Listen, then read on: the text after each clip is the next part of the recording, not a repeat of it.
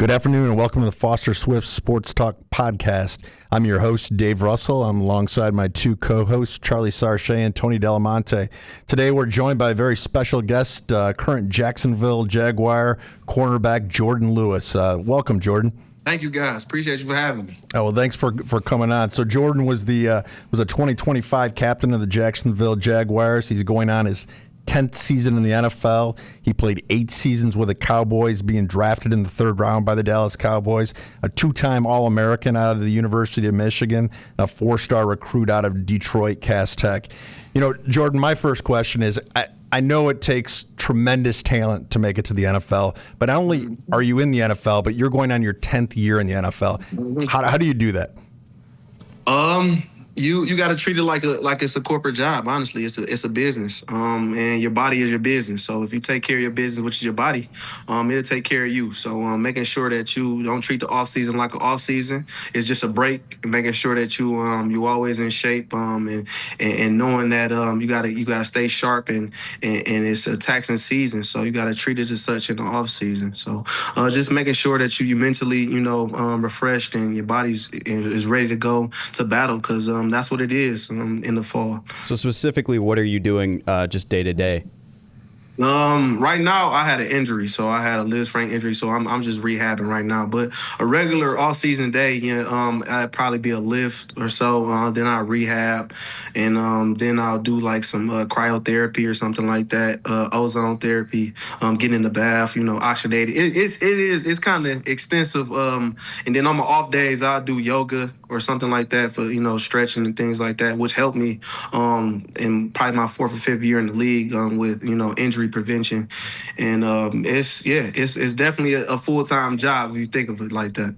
I was telling these guys that Jourdan, we obviously played together, and I was looking back through my text messages because I searched your name and I have text all my family members being like, let's go, Joy. Like, I don't remember which games they were, but we were all rooting for you. Can you tell us a little bit about, sort of your journey with the Cowboys? Obviously, you were there for 8 seasons. The NFL stands for not for long. How were you able to sort of have that consistency? I know you went through a couple coaching changes. How'd you do that? It's mental fortitude, honestly. It's a lot of guys that are, all the guys in the NFL are talented, but it's the mental aspect of it and your will that keeps you in the NFL for a long time. It has nothing to do with physical attributes, honestly. When you get to 5, 6, 7, 10 years in the league, it's about durability and having the mental fortitude to go through those coaching changes, to go through injuries, to understand what's important. On your day-to-day. And that's, keeping the main thing, not getting sidetracked with the fame and the attention you get for it, being a pro athlete. So honestly, it's just staying focused and keep striving for different goals and keep trying to get better. Because once you start getting complacent, that's when you fall off the wagon. You just got to keep striving for different goals and keep the main thing. And I think that's what kept me in Dallas, especially for a long time with the coaching changes and the different regimes that I had. And I think that helped too, understanding different defenses and different schemes and different personalities, coaching-wise, and knowing how to work with different people. And it's just like any other, job. When you can collaborate with anybody and you can, adapt to any situation, it definitely is a skill that you hone over time. So I definitely think that, the trials and tribulations helped me get to where I am now. And I'm grateful for the things that I've been through to get to this point. After being such a big star at the University of Michigan and coming into the NFL, did you have a moment where you're like, oh, wow, here we go? Yeah, so which is crazy. So I got drafted in the 3rd round, and I was supposed to, I was a successor to Orlando Scandrick. I don't know if you guys are familiar with Orlando Scandrick. He played the nickel spot in Dallas for a while, but they were grooming me to take over his spot. And I thought that was going to take maybe a year or 2 to do because I tore my hamstring in training camp. So I'm like, I might not play that much my rookie year. I might maybe get some special teams reps. But as soon as I came, when I was healthy, the second game of the season, we were playing the Broncos. in Denver. And when I tell you, every DB got hurt. Like literally every DB got hurt. And I'm just like, oh wow, I gotta go in. I gotta go in and play. And I'm totally unprepared. I know that's not Did you know the calls at that point? Huh? Did you know the calls at that point? Not really, no. I didn't really do training camp. I didn't really do training camp at all. And I'm just like, okay, I might get some special teams rep or whatever. I had to play defense. And I'm like, whoa, this is crazy. And that's when they had Emmanuel Sanders, Demarius Thomas. They were like Denver. You know what I'm saying? So it was that the Manning year? Experience. No, so it was after Manning. Okay. So everybody was there besides Manning. Yeah. So Von Miller, everybody, Ateem Khalib, all of them, everybody, Chris Harris, everybody was there. And when I tell you, it was like literally one of the worst football games I've ever played in my life. And I was like, whoa, this is a different level. Like the speed of it, like the quickness, it was different. It was like everybody could process at a level that I wasn't able to at the time. So it was embarrassing. It was embarrassing, and I had to learn quick. I had to they just put me in there, so I had to sink or swim. And it was definitely an experience, and I was like, wow, man, this is the NFL. What about the games after that? Did you have to have an increased role, or did people get so healthy? I played about 90% of the snaps after that. So I played a lot of outside corner that year. So I played and Orlando's played inside. And I just, I played a lot, and it helped me. It helped me a lot understanding, just the speed of the game and the physicality. Is no days off. It's no games off. It's no practices off. So once I learned that, I got better. And I think I had a pretty good rookie season.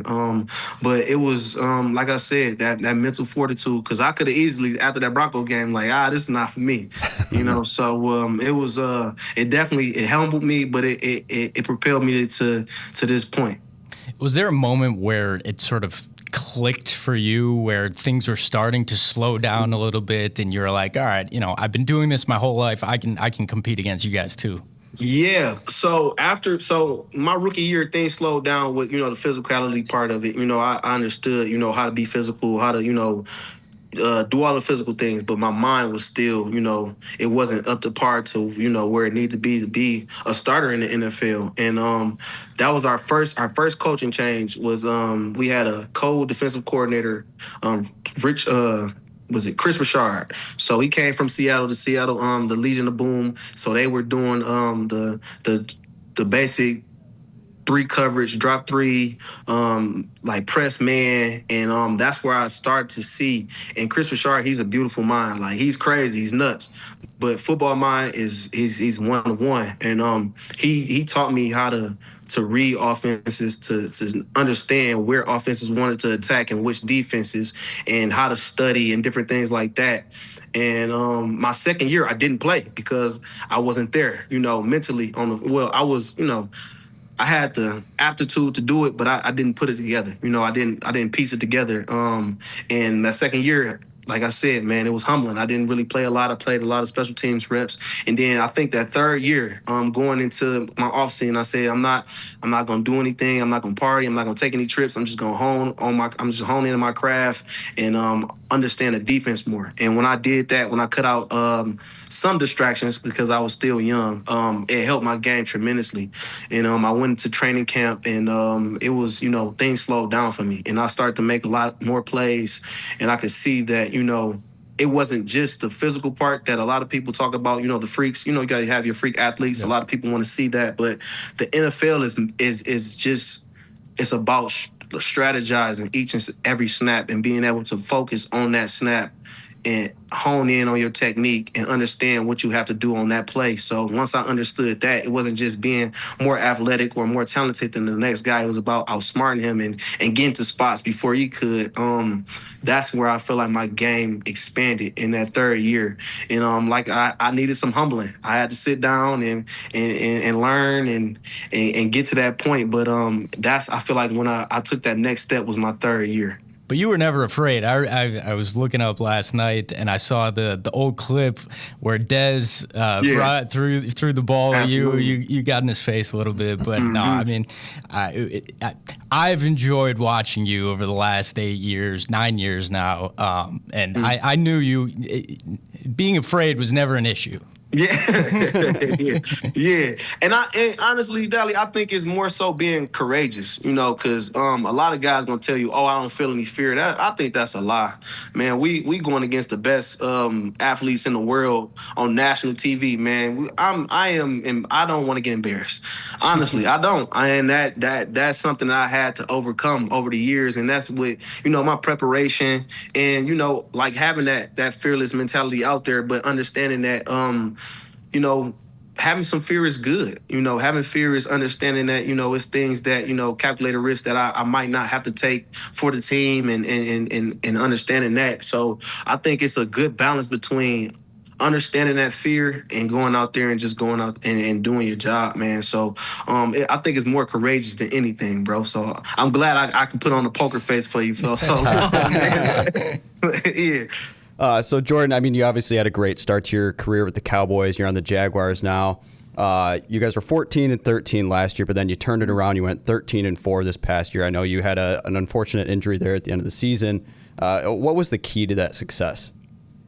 Honestly, it was a combination of everything. I know it was a front office change, coaching changes, and there was a lot of guys that were first year coaches and like position coaches, coordinators, and head coaches. So it was a lot that went in, and I think it was the perfect storm at that time. We had, because Jacksonville, like I said, the talent isn't the issue in the NFL.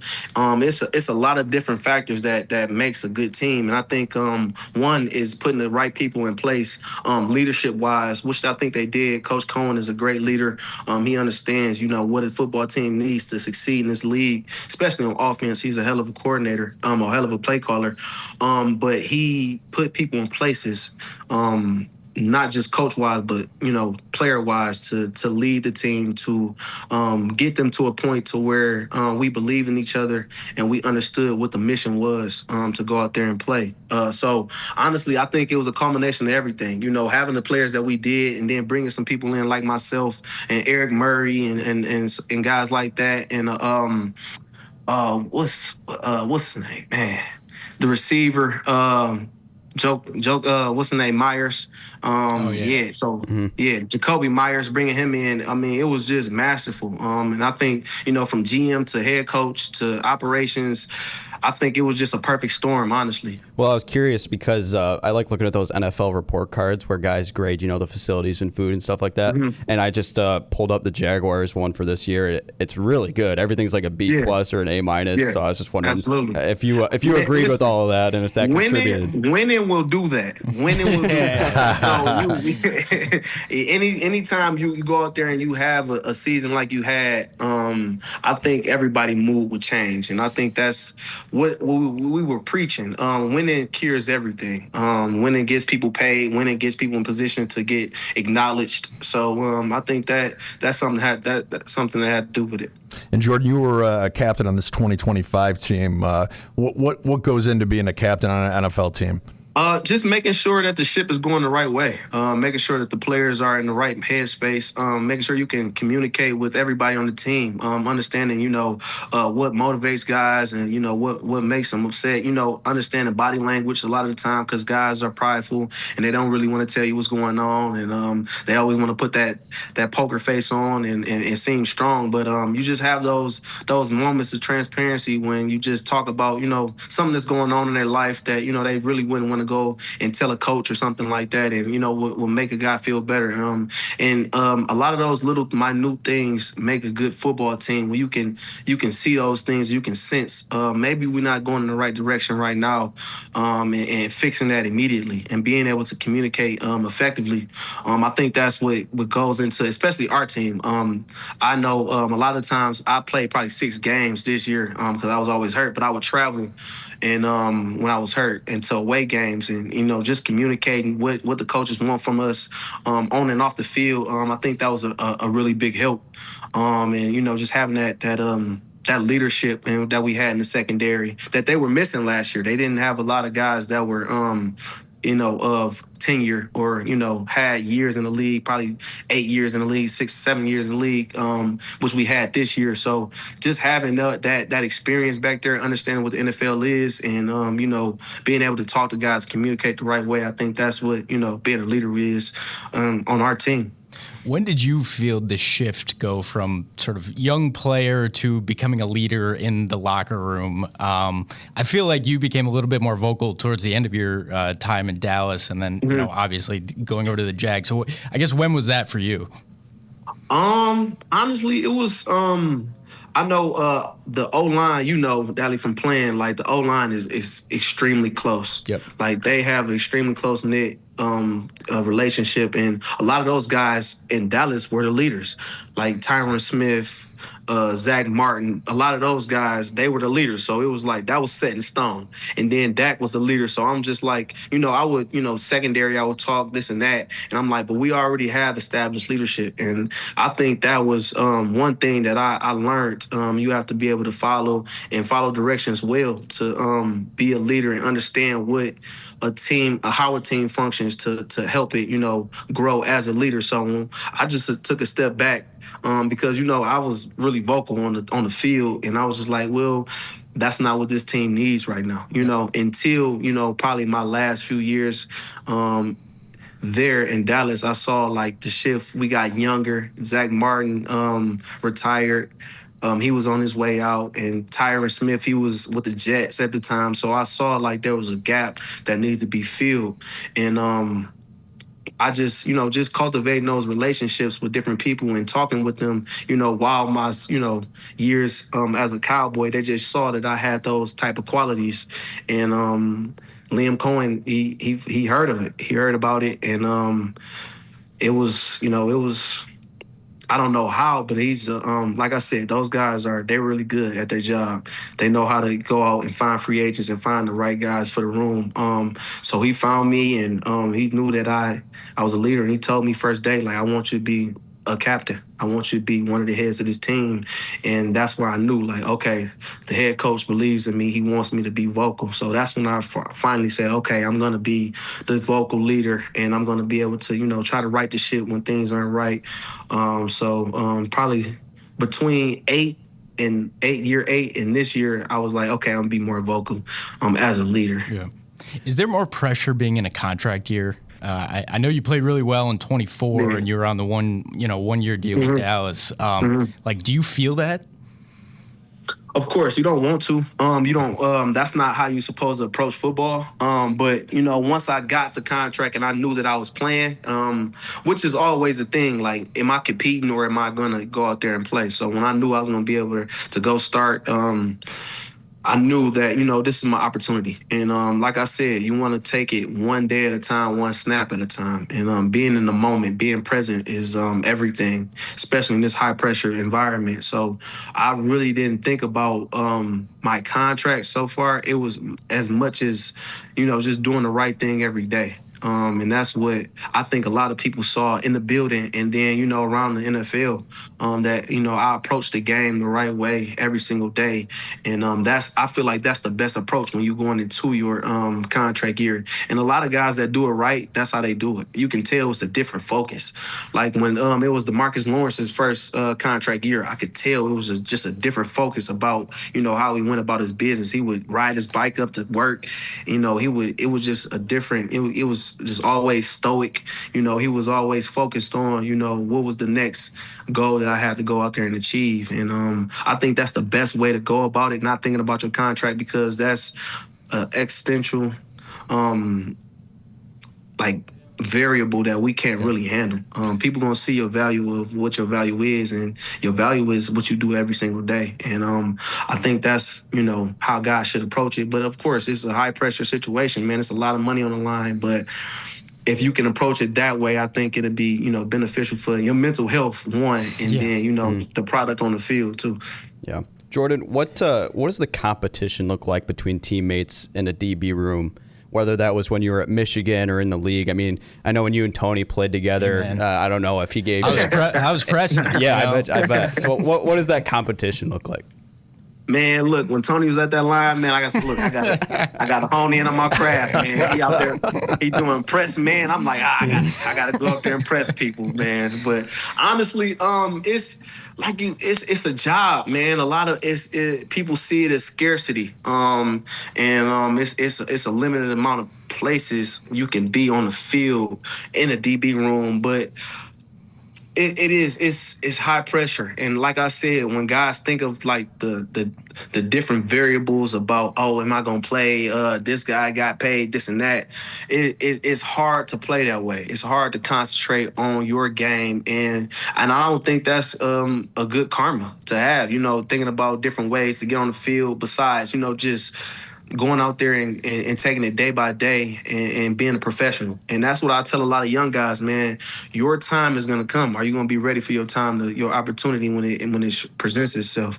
So when I go about that, especially in a leadership role, I tell them, man, you're going to have your opportunities. There's going to be a way where you're going to be on the field to get on, to show what you have. Just prepare. And I think that's the basis of any athlete or anybody that's successful. They prepare really hard and they're ready for that moment. So I just tell them, man, don't worry about that, because that's an energy that you don't need. You don't need to focus on that. Just focus on honing your craft, being a better football player, and your opportunity will come. So your time at Michigan was pre-NIL, pre-revenue share. So you make that transition to the NFL, and obviously, like you said, you're playing for a big contract, and the pressure's there. So when you look at what's going on in college now, and you see how they're getting paid, and then their transition to the NFL, do you think that makes it easier or harder on them? Honestly, I think the guys that are the cream of the crop, the guys that are special, they're gonna go to the NFL regardless of certain circumstances. Like a guy that has been the guy since forever, and understands, what it takes to get there. That end goal is the NFL. But a lot of guys that are in that middle, that's struggling to get a spot, I think it definitely muddies up the water, and it kind of makes you kind of run away from the grind, if that's a proper term. And that's what football is. Because in the NFL, you can't transfer, you can't leave the next year because your NIL contract is up. You're there if you're drafted. You're there 3 or 4 years. Or if you're a first rounder, you're there 5 years. If you're a free agent, you're there for 2 years. And even after that 2 years, they have your exclusive rights as a free agent. So they have first dibs on you. So I think NIL is becoming its own. The collegiate sport is becoming its own entity, its own professional sport. And guys are taking advantage of that kind of like, oh, I might go 4th or 5th round. Maybe I should stay another year. I think that's what it's come to when guys are on the fence. Like, I don't know if I can make it. I think it makes it built a business. It's a business where guys are like, okay, this is my next stop. I can get paid maybe $1 million here. Okay, I'm going to get paid $1 million here. And I think that's where it kind of muddies up the water, when you see a lot of guys transferring 3 or 4 times. But like I said, the cream of the crop is always going to be the cream of the crop, but it definitely muddles up the middle of the pack, where guys that may be drafted or undrafted guys. And I think that it made its own entity. The collegiate sports is its own professional sport now. So guys are taking advantage of that, are they in the league, then collegiate sports for 8-9 years now. That's a pro career. So they're making a living out of it now. So I think that is one thing that I feel like they're going to change. I think they closed a portal, a transfer portal window. Yep. It wasn't the spring window. I think it's the spring. They just have the January one now, I think. Okay. Yeah. So it's only one portal, so it's already, guys gonna have to figure out how to grind and have to, get those spots. And I think that's a skill. Being able to adapt to different situations and being able to grind and claw your way to the top. That's something that you need as a man, not just as a professional athlete or an athlete in general. You need that in the real world to be successful. So I think it's gonna get worse. It's gonna get worse until it gets better. But I definitely think it's become its own business. How do you think your recruiting or I guess experience would have changed if we had NIL? Yeah. I know it's tough to say, but you've seen some of the rookies come in. Like, do you think you would have stayed another year? No. Hardball spring. You know a hardball spring. I couldn't have made too many or more of them. No, sir. No, sir. 4 hours. Yeah, 4 hours. 4 hours, man. And you got a trophy if you stay healthy the whole off season, which is insane. Yep. But honestly, I don't think that would have changed my process because I was a Michigan fan. I grew up a Michigan fan, and I don't think the money was my key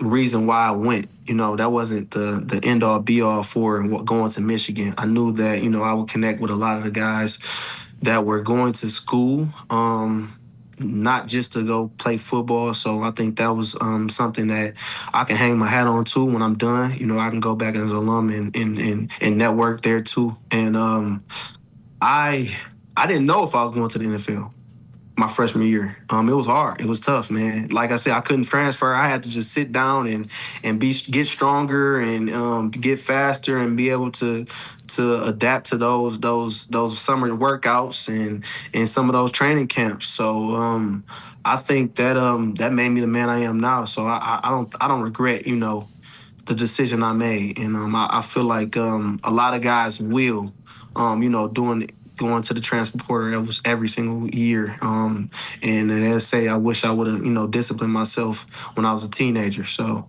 I'm happy. I'm happy to, be where I am now. Yeah. What is your favorite all-time on-field matchup? Like in general, just any level? Yes, any level. Oh, that's a good one. I like me and Julian Edelman went at it with Tom Brady. That's right.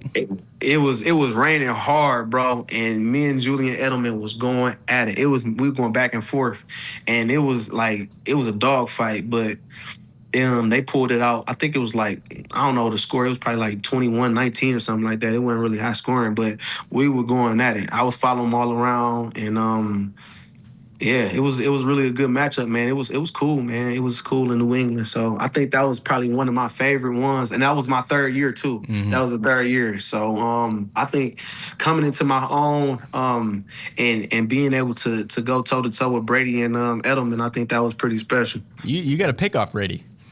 I did. It was a Hail Mary. Yep. It was a Hail Mary. Yeah. Yep. Yeah. Who's the hardest guy to cover? Hardest guy to cover. Devontae Adams is one. And then I would go Amari Cooper. Okay. Nice. Amari Cooper is he is a handful for sure. But a lot of people don't understand, Amari is a big dude. He's 6'2", 225. He's a big dude. Yeah. So it's hard to, if you do touch him, it's okay, you're a little guy. So I'm still gonna give him what I need to be. Yeah, so it was those matchups I think are, pretty good. But I think those two are the toughest guys for me. And have been. So yeah. When you're out there on the field, how much talk's going on? Oh, a lot. Yeah, a lot. Yeah, a lot. I was telling them that he's talking all day. Yeah. Absolutely. I mean, it's two different personalities on and off the field, but when it's on the field, man, I'm trying to get in your head. I'm trying to, psych you out, make sure you're thrown off kilter, and I'm trying to win any way I can. But it's definitely good, man. And it keeps the competitive juices flowing. So that's I'm a talker. I get talk. Sure. Jourdan, I got to ask you a couple questions about the interception against Wisconsin. Obviously a great play. First one, just what was that like? Can you just walk us through where your head was at when that was going on? It's funny because I'm man, I was talking to Mike McCray because I didn't know what covers we were in. I didn't know what we were doing. I didn't. I was talking Mike, what is this? Mike, what is this? As you can see it, I'm like this. I'm turned around talking to our middle linebacker. I'm like, what is this? And then I just saw, I forget who was with me. I think it was DeMonte Thomas. He was with me on that side, and I just saw him take his man. I'm like, okay, maybe this is me. So I'm like, okay. So I'm just going to take this guy. And I was beat for a step, and then I saw the ball in the air, and God took over, bro. I kind of blanked out, and I came up with the ball. I was like, man, this is crazy. It was fourth down. You should have knocked it down. I should have knocked it down. I was actually gonna say we had some great field position. Yeah, I definitely it was, but I mean that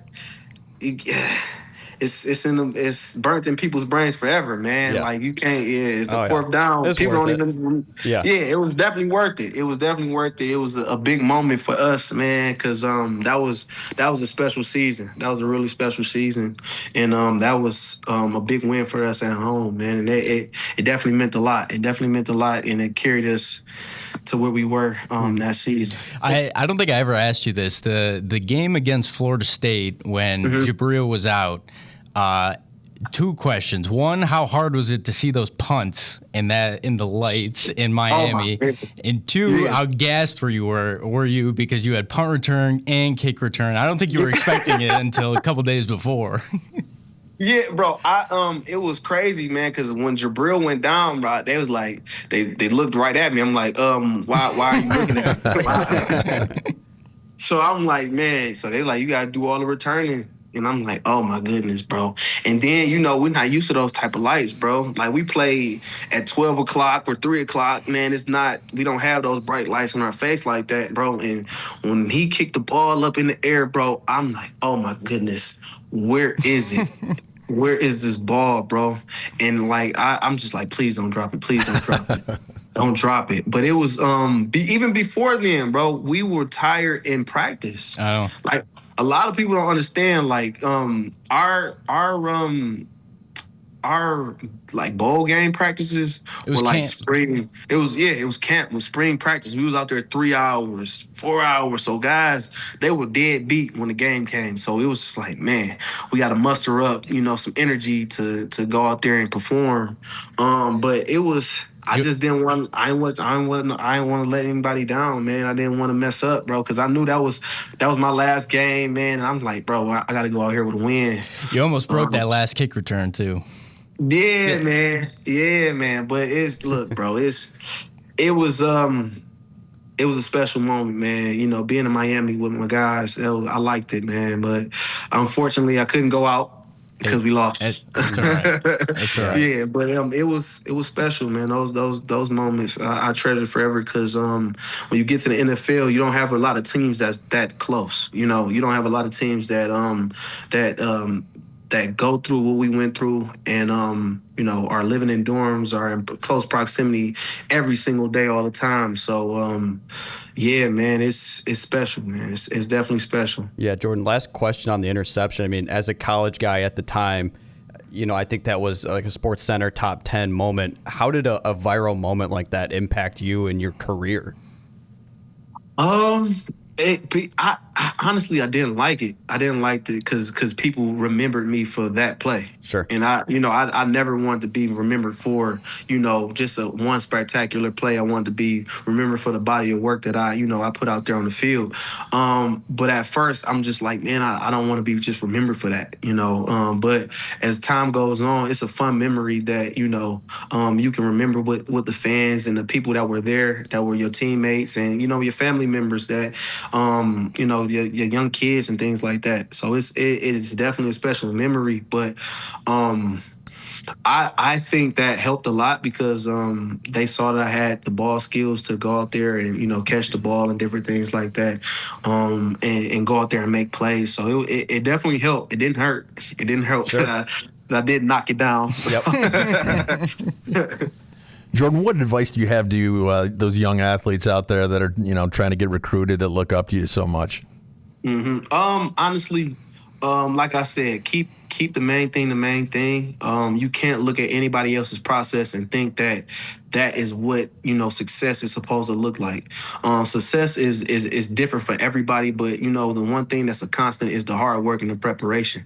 If you can learn how to grind and prepare and do the hard things, it gets easier as time goes on, especially in the NFL, where a lot of guys see this as okay, I'm just getting paid to do this. I don't have to do too much. These are my requirements. I don't have to do that. But if you can do that in your younger years, when you you can just keep grinding and getting better and honing your craft, and that becomes your traits. You have traits to where you can live off of, just the rest of your life, not just, your collegiate or professional life. Just being able to withstand and weather storms. I would say that is a skill that a lot of us athletes in general, I think that's a lost skill, a lost art, to be able to go and grind and earn a spot or earn, a different achievement. A lot of us, a lot of them want to be on the camera. A lot of them want to be, the guy with all the attention. But that comes with responsibilities. And I think, the faster you can handle your responsibilities, the easier it becomes for you, and the easier the game gets. And life gets, honestly. You just got to go through the storm, like the buffalo, man. Don't be the cow, be the buffalo. Hey, Jourdan, this was awesome. I appreciate you doing this. I did want to plug the Jourdan Lewis Foundation. I know you do a DB and wide receivers camp. Where can people, find information on that? When's the camp? Can you give us a little information there? Absolutely. So I have a camp every, so it's the day before Memorial Weekend. The day before Memorial Day. So it's a Sunday every week. So I think this week is probably, this year it'd be May 24th, if I'm not mistaken. And we do a camp for about 300 kids. We would give them cleats and gloves for free. And we used to do, we used to give them cleats. We're trying to get that going back. When I was sponsored with Adidas, we would give them cleats and gloves for the year, because a lot of guys, a lot of kids don't have, the proper equipment going into the season. And then, my foundation, we help different organizations, different football teams like the Westside Cubs. We sponsor them. We give them helmets. We give them jerseys and we give them uniforms for the year, every year. So, and we run a 707 team called Total Coverage Academy, and we're trying to expand that. We're trying to do different programs like mentoring programs, and I'm trying to work closely with Detroit PAL to get a mentoring program, or anywhere I can help the kids. Where it's easier to get different things, different resources, different I would say. Anything that they need, like equipment, sponsoring them to be able to get to different sporting events or anything. Honestly, just trying to help the student athlete become, what I became, and I think that was the genesis of it, just being able to give back and be the person that I always wanted when I was a child. And I think that's where it stemmed from, just the child in me wanting that type of attention, wanting that type of help and the resources to be out there to do, the things that I wanted to do as a child, make that easier, be the bridge for those kids. So if you guys want to look it up, if you want to donate, you can look it up at JordanLewisFoundation.org. Everything's on there, from our 707 team to our camps and, different initiatives that we're trying to get started to help the community. That's a big part of, what I'm doing in the off season, trying to make sure we solidify that as a staple in the Detroit metro area and helping those kids become what they want to be. Yeah, that's awesome. Yeah, that's great, Jourdan. We'll link that to our site as well. And thank you so much for joining us today, Jourdan. This has been a lot of fun, and we'll obviously keep following you. And good luck to the Jaguars this year, and we'll be cheering you on.